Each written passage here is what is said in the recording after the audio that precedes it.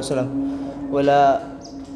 ولا صاحب راتب كتب الأنفاس الحبيب عمر بن عبد الرحمن العطاس وشيل بن عبد الله بارس أن الله يلي درجات في الجنة وينفعنا بأسرارهم وأنوارهم وعلومهم وبركة في الدين والدنيا والآخرة وعلى نية أن الله ينوّر قلوبنا وقالبنا مع الهدى والتقى والعفاف والغنى والموت على دين الإسلام والإيمان بالمحنة والامتحان بحق سن ولدنا أدنان وعلى كل نية صالحة وإلى حضرة النبي المصطفى رسول الله صلى الله عليه وسلم. الفاتحة. أعوذ بالله من الشيطان الرجيم. بسم الله الرحمن الرحيم. الحمد لله رب العالمين الرحمن الرحيم مالك يوم الدين إياك نعبد وإياك نستعين اهدنا الصراط المستقيم صراط الذين أنعمت عليهم غير المغضوب عليهم ولا الضالين. اللهم صل وسلم على سيدنا محمد صاحب البشرى صلاة تبشرنا وأهلنا وأولادنا وجميع مشايخنا ومعلمينا وطلبتنا وطالبتنا من يومنا هذا إلى يوم الآخرة. اللهم صل وسلم على سيدنا محمد صاحب البشرى صلاة تبشرنا بها وأهلنا وأولادنا وجميع مشايخنا ومعلمينا وطلبتنا وطالبتنا من يومنا هذا إلى يوم الآخرة. اللهم صل وسلم على سيدنا محمد صاحب البشرى صلاة تبشرنا بها وأهلنا وأولادنا وجميع مشايخنا ومعلمينا وطلبتنا وطالبتنا من يومنا هذا إلى يوم الآخرة. Bismillahirrahmanirrahim. Semoga tadi pembacaan sholawat busyra itu kan untuk pengabulan hajat. Semoga kita minta sama Allah, karena dosa kita banyak sama Allah, kesalahan kita banyak sama Allah. Kita minta sama Allah, ya Allah, dengan wasilah salat busyra itu semoga dosa kita dari awal kita balik sampai sekarang nih, sampai detik ini Allah ampunin segala-galanya. Amin. Berkat Nabi Muhammad sallallahu alaihi wasallam. Karena Nabi Muhammad nabi yang begitu istimewa. Ketika nabi-nabi yang lain mereka berkata nafsi, mereka berkata diriku. Jadi ketika di padang mahsyar itu, ketika di padang mahsyar kita nih umat manusia kebingungan. Kebingungan kenapa? Karena di padang mahsyar kondisinya begitu kacau, begitu luar biasa yang menyiksa kita. Bahkan dikatakan di padang mahsyar itu keringat kita, jadi matahari nanti berapa dekat kira-kira sama kita? Paling parah matahari sejengkal sama kita.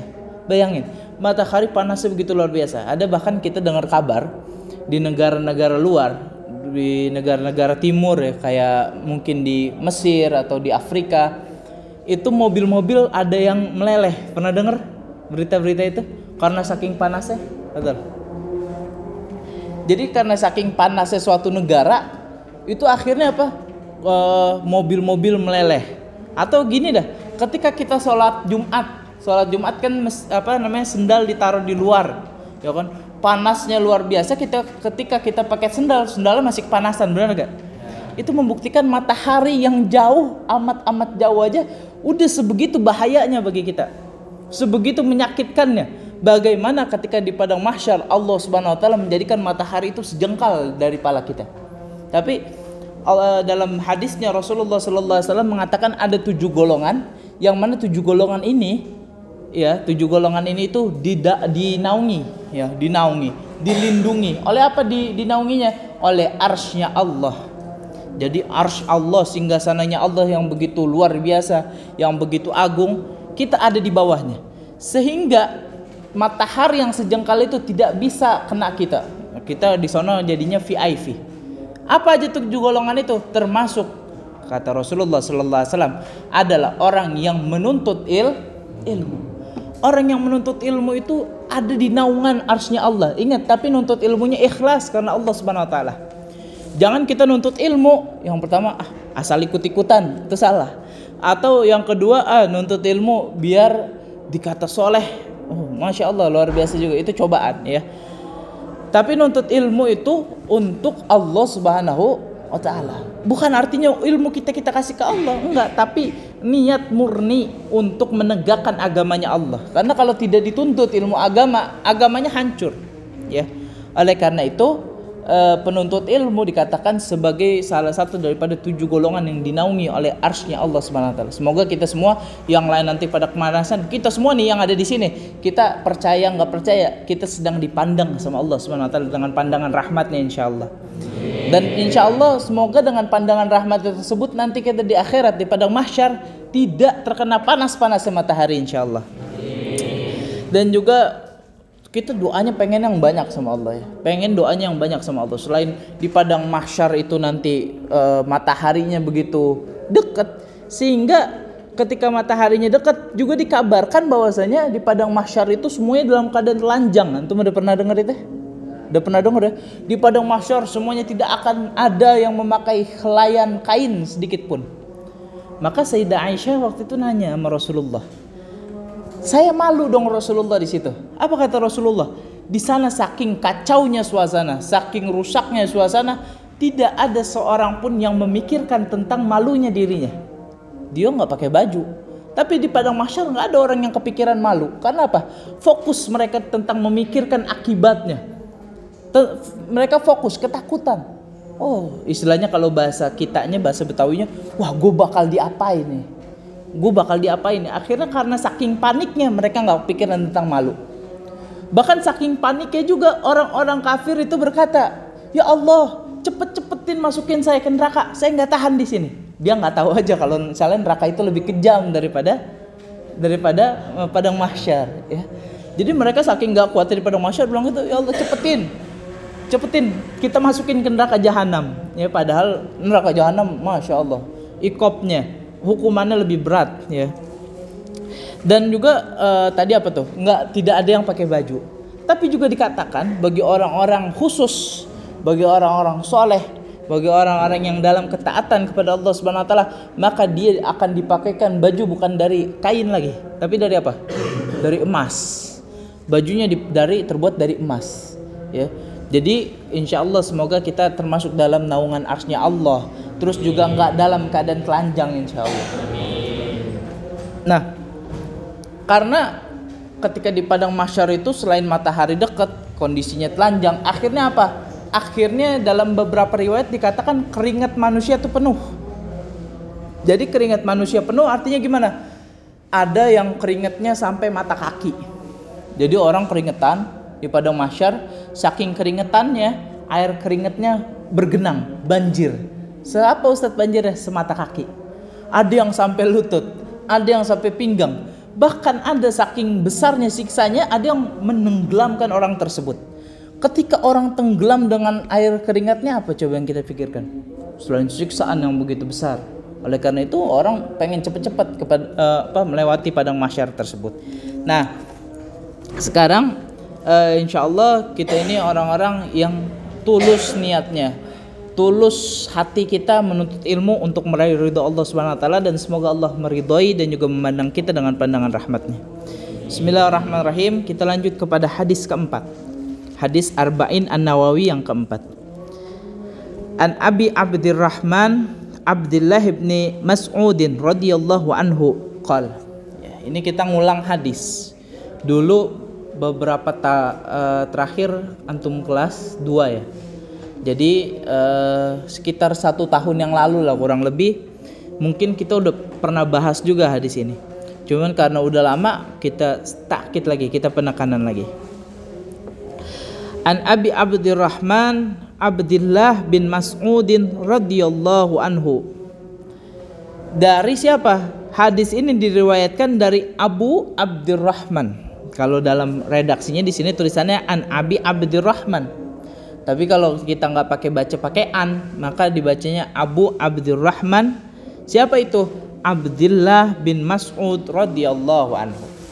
Kenapa dia pakai radhiyallahu anhu? Kenapa belakangnya ada radhiyallahu anhu? Kenapa enggak SPD? Kenapa enggak MPD? Kenapa enggak LCMA? Ayo, ada yang tahu gak? Dulu anak udah pernah jelasin juga nih. Ada yang ingat? Angkat tangan yang ingat? Enggak ada.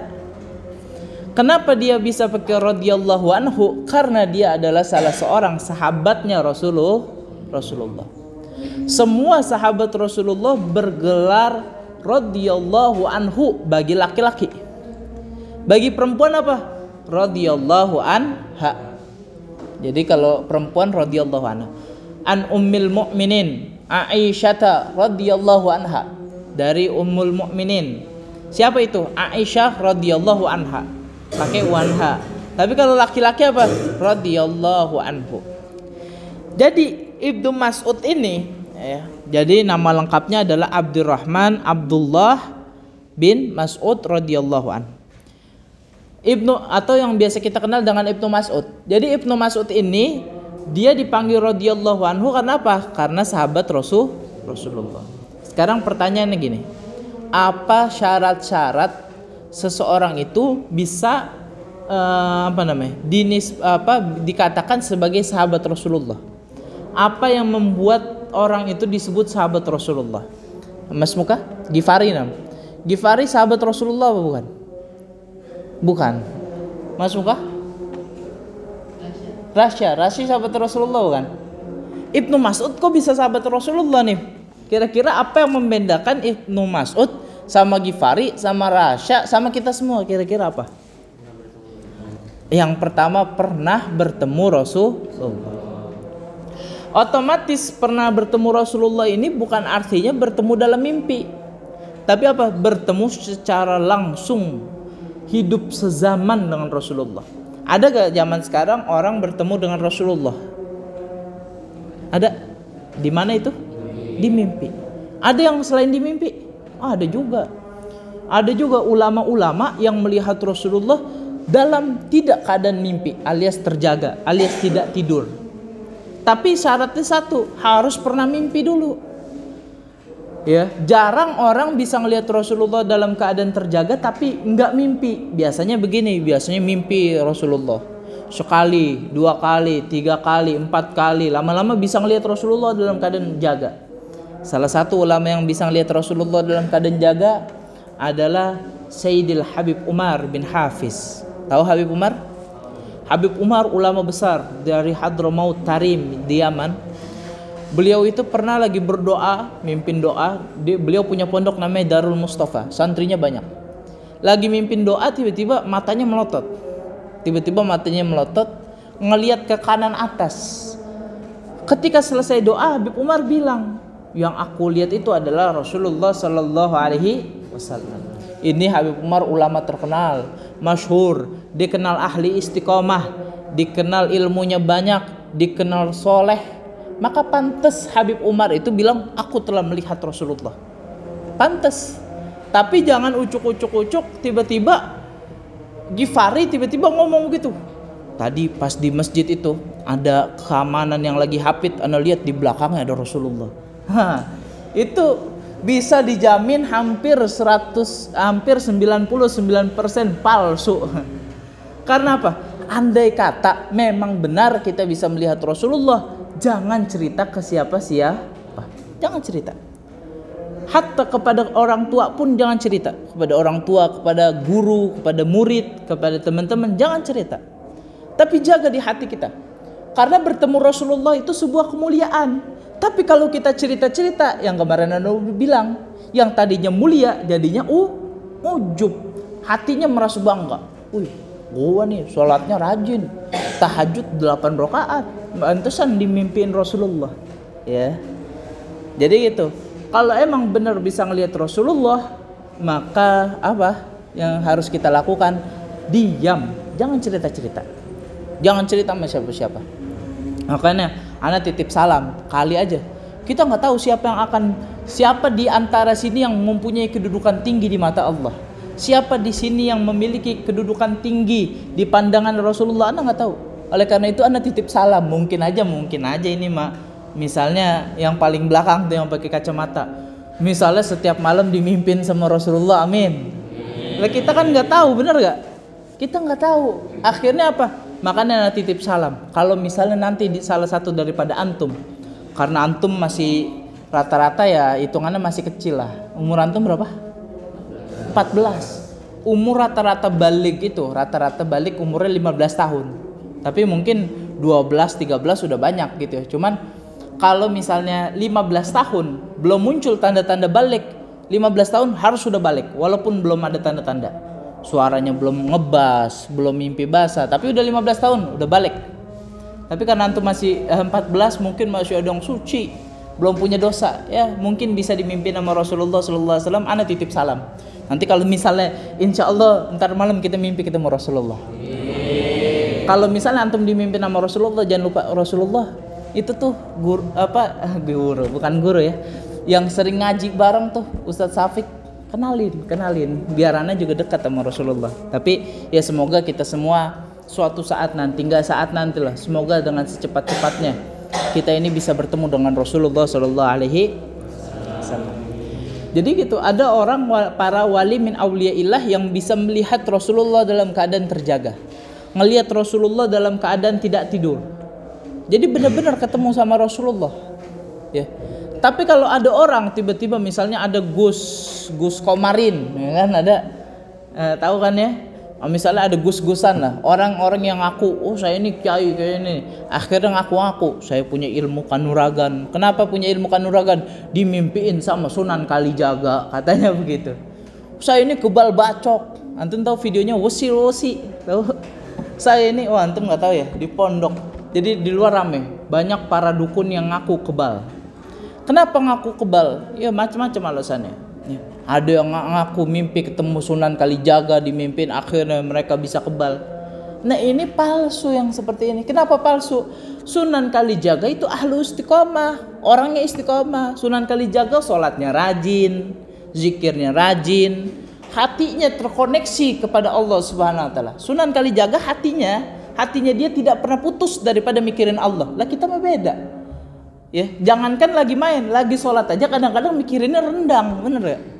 Beda sama Sunan Kalijaga. Sunan Kalijaga mau tidur, mau makan, mau ngapain, tetap pikirannya Allah Subhanahu Wa Taala.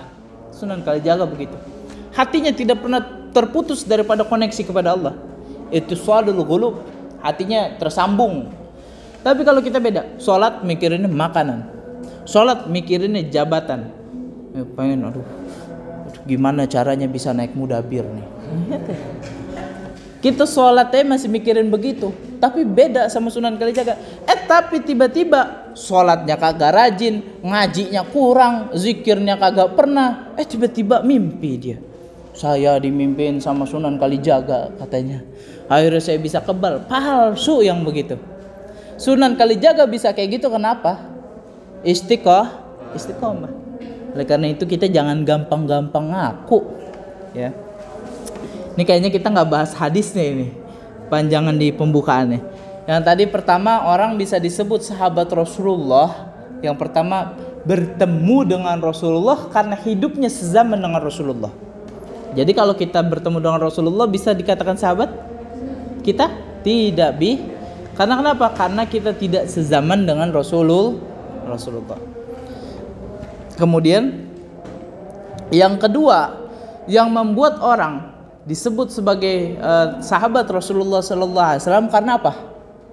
Ayo, yang tahu lagi selain pernah bertemu dengan Rasulullah? Ada yang tahu? Karena dia ketika meninggal. Jadi ketika meninggalnya dia hidup dalam keadaan muslim. Meninggalnya tidak dalam keadaan kafir. Contohnya siapa Ustadz? Contohnya misalnya Abu Lahab. Abu Lahab itu pernah bertemu dengan Rasulullah. Itu syarat pertama dia punya. Hidupnya sezaman dengan Rasulullah? Sezaman. Syarat kedua udah punya. Sekarang tinggal syarat yang ketiga. Apakah dia mati dalam keadaan Islam? Tidak. Maka dia bukan dikatakan sebagai sahabat Rasulullah. Siapa yang dikatakan sahabat Rasulullah? Ya banyak. Sahabat Rasulullah itu diantaranya yang dikatakan sahabat Rasulullah, salah satunya siapa? Salah satunya Umar bin Khattab. Umar bin Khattab itu tadinya preman Umar bin Khattab tuh. Jadi ada pasar namanya pasar Ukasha. Pasarnya anda lupa. Jadi di pasar itu di zaman waktu dulu di bangsa Arab, di Jazirah Arab masih jahiliyah, di pasar tersebut diadakan festival gulat. Tahu festival gulat? Festival berantem. Yang menang dapat duit. Siapa pemenangnya dari tahun ke tahun? Sayyidina Umar bin Khattab. Masih benci sama Islam. Sampai Sayyidina Umar bin Khattab kesel sama Rasulullah sallallahu alaihi wasallam. Suatu ketika Sayyidina Umar bin Khattab kesel sama Rasulullah. Pengen dibunuh Rasulullah sama Umar bin Khattab. Akhirnya Umar bin Khattab seorang jagoan menghunuskan pedang. Pedang yang tadinya biasa disarung, diangkat pedangnya dihunuskan. Dia bilang, "Mana Muhammad? Mana Muhammad? Saya pengen bunuh dia Muhammad." Akhirnya apa? Diledekin sama temennya Umar. Umar, ente mau bunuh Muhammad. Ente tahu gak adek ente? Umar punya adek namanya Fatimah. Siapa? Fatimah. Nabi Muhammad punya anak namanya Fatimah. Namanya sama tapi orangnya beda. Umar punya adek namanya Fatimah. Dibilang, Umar, engkau mau bunuh Muhammad? No, lihat adek lu tuh. Kalau bahasa kitanya begitu. Adek lu tuh si Fatimah udah meluk Islam. Akhirnya yang tadi pengen bunuh Nabi Muhammad SAW balik arah. Kemana dia? Ke rumahnya Fatimah. Siapa Fatimah itu? Adiknya Umar. Langsung buru-buru ke rumah adiknya Umar. Begitu dengar adiknya masuk Islam, panas kupingnya dia. Udah pengen marah aja bawaannya. Tiba-tiba begitu sampai pintu rumahnya ada orang yang jagain. Seorang pemuda, tegak juga, preman juga. Akhirnya namanya siapa? Namanya Habab. Siapa namanya? Habab. Si Habab ini menghadang Sayyidina Umar. Tapi karena Sayyidina Umar ini pentolan, suka menang kalau berantem, akhirnya Habab kalah. Begitu kalah masuk, ternyata adenya lagi baca Quran. Apa baca Qurannya? Surat Toha lagi dibaca. Toha. Baca sama adenya Umar. Begitu Umar masuk, adenya gemeter. Suaminya adenya, jadi adenya udah nikah sama suami, namanya Said. Said juga gemeter. Fatimah istrinya, adenya Umar, kemudian si Said gemeter kedatangan Umar. Akhirnya apa? Yang pertama kali menghadangnya otomatis lelaki. Said menghadang, ditampar sama Umar. Habis itu apa? Fatimah seorang perempuan menghadang, ditampar juga sama Umar. Fatimah berdarah, Umar mengambil lembaran Al-Qur'annya. Jadi Al-Qur'an direbut sama Sayyidina Umar, padahal Fatimah udah berdarah-darah, adiknya udah berdarah-darah. Tapi ketika Fatimah itu udah berdarah, berlumuran darah, udah lemes, tapi dia dengan tegar lagi bilang, la yamassuhu illal mutahharun. Wahai Umar, tidak ada yang boleh megang lembaran Al-Quran itu kecuali orang-orang yang suci. Dikatakan innaka najasah, sesungguhnya kamu itu najis. Kata siapa? Kata Fatimah. Kenapa kamu itu najis? Karena apa? Karena Sayyidina Umar itu bukan muslim. Akhirnya Sayyidina Umar di situ melakukan toharoh. Dia saking penasarannya sama Al-Quran, akhirnya dia gentar hatinya. Sayyidina Umar ingat, seorang jagoan, tapi hatinya ketika melihat adiknya penuh dengan semangat padahal udah berdarah-darah, hatinya jadi lembut. Siapa yang melembutkan hati? Allah Subhanahu wa taala. Allah yang maha membolak-balikan hati. Anda cerita singkat dulu nih, nanti Anda mau jelasin tentang Allah pembolak-balik hati. Akhirnya Sayyidina Umar begitu selesai toharoh, akhirnya dibaca Quran. Akhirnya Sayyidina Umar bilang apa? Demi Allah, Quran ini bukanlah ciptaannya Muhammad. Dia bilang begitu. Demi Allah, Quran ini bukan ciptaannya Muhammad. Ini bukan ciptaan manusia, kata Sayyidina Umar. Jadi Allah Subhanahu wa taala itu adalah pembolak-balik hati. Sayyidina Umar Ibnul Khattab hatinya tadinya keras, benci sama Islam. Tapi dengan detik-detik tersebut Allah Subhanahu wa taala lembutkan hatinya. Allah yang lembutkan hatinya. Nah, itu Sayyidina Umar, dari orang yang paling kesel sama Islam, paling benci sama Islam, jadi pembela Islam nomor 1 Sayyidina Umar. Nah, makanya kita juga banyak-banyak doa. Jangan sampai kita sekarang soleh, besok soleh, na'udzubillahi min zalik, 5 menit sebelum meninggal kafir. Jangan sampai. Makanya kita doa apa? Rabbana la tuzigh qulubana ba'da iz hadaitana wa hab lana min ladunka rahmah. Ya Allah, jangan engkau jadikan hati ini kafir setelah engkau memberikan hidayah kepada hati ini. Ya muqallibal qulub, wahai pembolak-balik hati, tsabbit qulubana, tetapkanlah hati kami ala dinika, dalam agamamu. Udah azan, semoga berkah juga bagi kita semua. Intinya ingat, untuk sekarang ini amalan antum yang wajib-wajib lakuin. Sholat wajib lakuin. Terus apa lagi? Ya selama ini untuk sekarang sholat wajib dulu ya. Nanti ketika Ramadan puasa. Tapi ingat, di luar itu jangan putus dengan sholawat busyra. Antum lagi main bola, kalau bisa Allahumma sholli wa sallim, tiba-tiba udah gol aja dah, insyaallah. Kemudian yang pertama tuh, jangan lupa istiqomah sholawat busyra. Terus jangan lupa hatinya sambungin sama Allah, bilang dalam hati nih, ya Allah, jangan sampai hati ini menjadi kafir. Jangan engkau cabut nyawa ini dalam keadaan kafir. Doa sama Allah ya. Semoga bermanfaat bagi kita semua.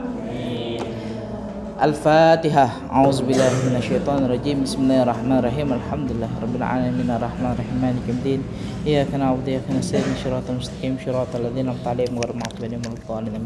In uridu illa al-islaha mastata'tu wallahu muwaffiq ila aqwamit thoriq. Assalamualaikum warahmatullahi wabarakatuh.